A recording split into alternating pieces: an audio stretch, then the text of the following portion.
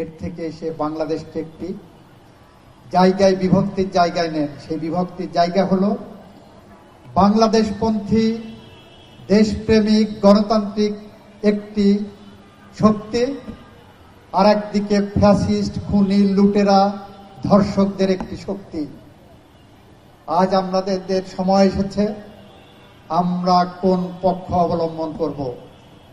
যারা বাংলাদেশী পন্থী নয়, যারা গণতন্ত্রপন্থী নয়, যারা জনগণের পন্থী নয়, যারা খুনিকে সাপোর্ট করে তারা আমাদের বন্ধু নয়।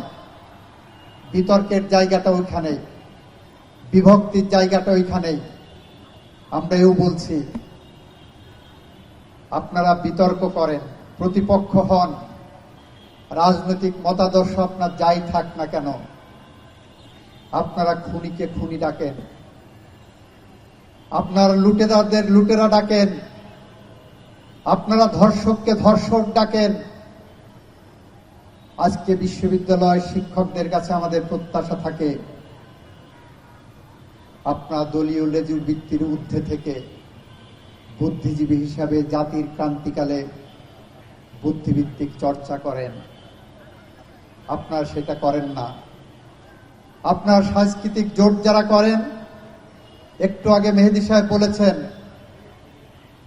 সাংস্কৃতিক জোটের নামে রাজনৈতিক লেজুর ভিত্তি করতে যে খুনের সাথে সম্পৃক্ত হয়েছেন, খুনির সাথে জড়িয়ে পড়েছেন, লুটের সাথে সম্পৃক্ত হয়েছেন, লুটেরাদের পক্ষ নিয়েছেন, ধর্ষকের বিরুদ্ধে মুখ তুলে তাকাননি, ধর্ষকের মধ্যে আপনি রাজনৈতিক বিভাজন করেছেন।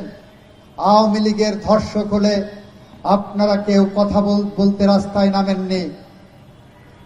আমরা এমন কোন সাংস্কৃতিক কর্মী এবং সাংস্কৃতিক সংগঠন বাংলাদেশে চাই না বন্ধুরা আমার। আমরা চাই লাল জুলাইয়ের কবিতা যারা সংগঠন করেছেন, প্রয়োজন বোধে আমি যদি লুটেরা হই আমার বিরুদ্ধে কণ্ঠ তুলুন। আমি আপনার যত কাছের মানুষই হই না কেন, আমি যদি খুনি হই আপনি আমার বিরুদ্ধে কণ্ঠ তুলুন। আপনি বলুন মাননীয় অ্যাটর্নি জেনারেল আপনি দুর্নীতির সাথে সম্পৃক্ত। আপনি আমার যত কাছের মানুষই হন না কেন, আমি লাল জুলাইয়ের ভ্যানগার্ড, আমি লাল জুলাইয়ের এই মঞ্চে দাঁড়িয়ে আপনার বিরুদ্ধে কথা বলবো। বাংলাদেশের মানুষ এমন একটি সাংস্কৃতিক জোট এবং সংগঠন চাই। বাংলাদেশের মানুষ চাই কবি মোহন রাহানের মতো সাহসী মানুষ, সাহসী কবি, সাহসী ব্যক্তিত্ব, যারা সমস্ত প্রলোভন উপেক্ষা করে ৮২ থেকে ৯০ পর্যন্ত সংগ্রাম করেছিল, যারা ৯০-৭১ সালের মুক্তিযুদ্ধ করেছিল। যে তরুণ সমাজ মুক্তিযুদ্ধ উত্তর বাংলাদেশ বিনির্মাণের জন্য, সেই তরুণ সমাজ কখনো বিপদগামী হয়নি। ৮২ থেকে ৯০ সাল পর্যন্ত যারা সংগ্রাম করেছিলেন, সেই সংগ্রামরত অনেক বন্ধু চাকরি পাননি, খাওয়ার টাকা পাননি, কারণ তার একটি কমিটমেন্টের জন্য সংগ্রাম করেছিলেন। এই লাল জুলাইয়ের কবিতা উৎসবে দাঁড়িয়ে আমি বিনম্র শ্রদ্ধার সাথে তাদেরকে স্মরণ করি। কবিতা আমার ভালোবাসার যেমন প্রেরণা,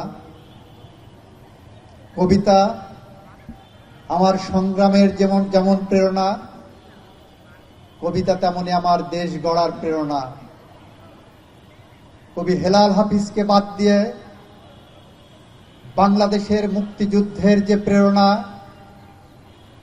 সেই প্রেরণাকে যেমন আমরা ভাবতে পারি না, মুক্তিযুদ্ধের পূর্বে হেলাল হাফিজের দেয়াল লিখন এখন যৌবন যার যুদ্ধে যাবার যা তার শ্রেষ্ঠ সময়, এই বাণী যেমন যুগে যুগে প্রতিটি বিপ্লবীর, প্রতিটি ছাত্রের, প্রতিটি সংগ্রাম প্রিয় মানুষের হৃদয়ে গেঁথে আছে, ঠিক একইভাবে কবি সুকান্তের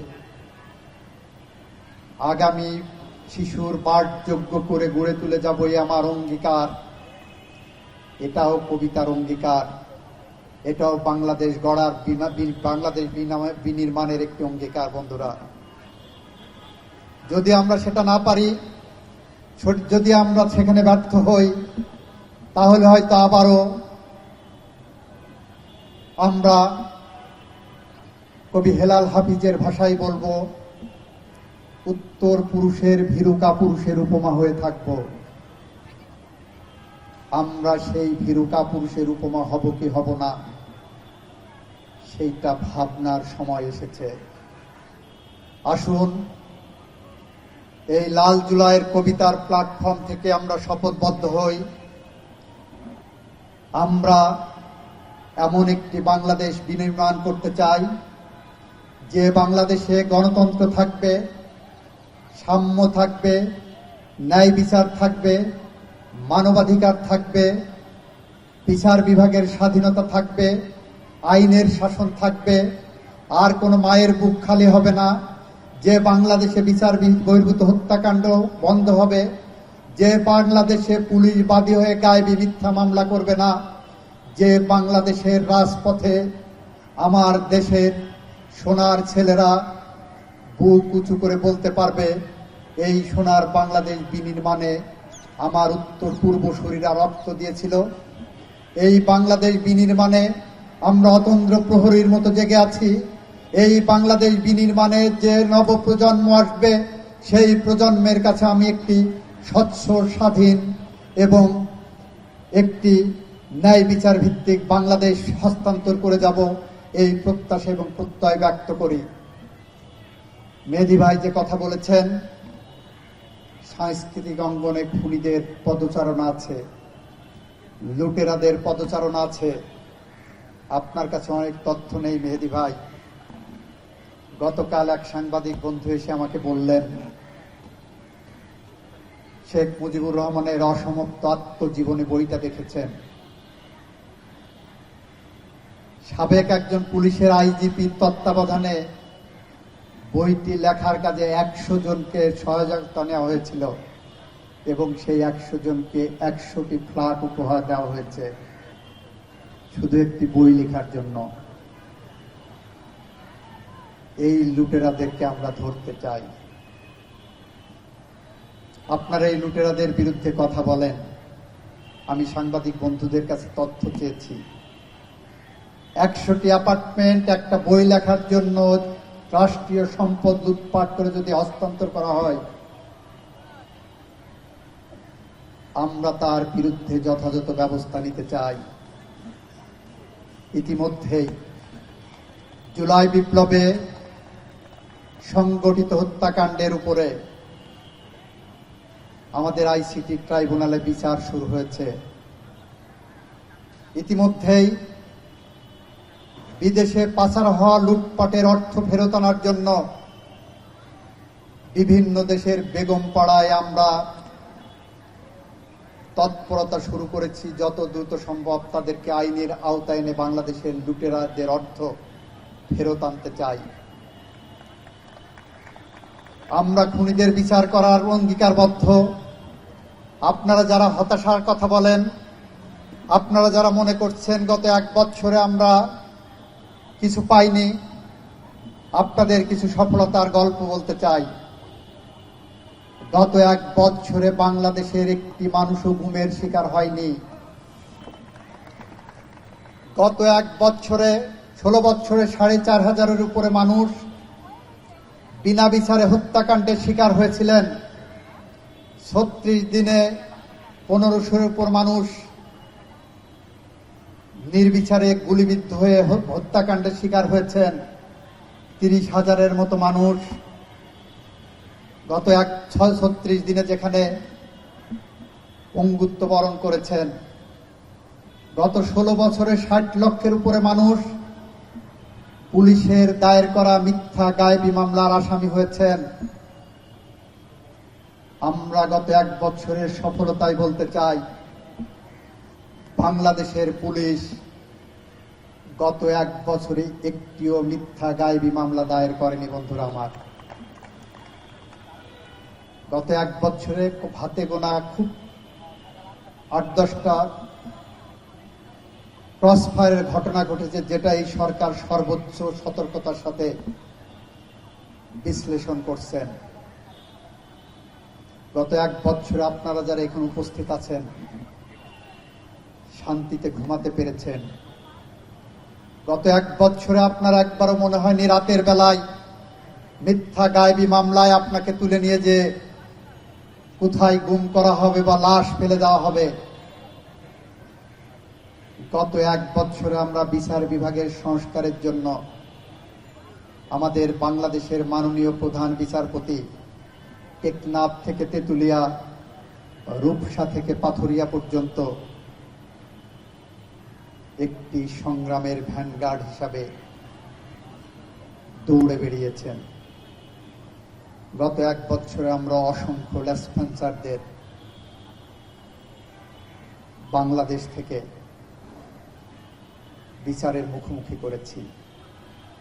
গত এক বছরে অনেক খুনিরা তার বিলাসী জীবনযাপন ত্যাগ করে ফেরারি আসামির মতো তাদের প্রভুর কাছে আশ্রয় নিয়ে মানবেতর জীবনযাপন করছেন।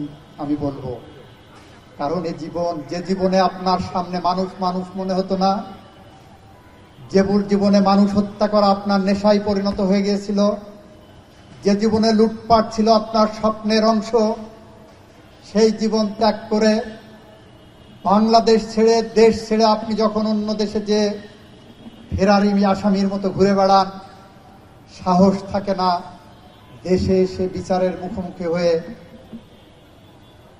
জবাবদিহিতা করার। সে জীবন শকুনের জীবন, সে জীবন কাম্য নয়, সে জীবন মানুষের জীবন নয়, সে জীবন খুনির জীবন, লুটেরাদের জীবন। এক বছরে আমরা খুনি এবং লুটেরাদের জীবন কোনটা সেইটা দেখিয়ে দিতে পেরেছি। এটা আমাদের সফলতা।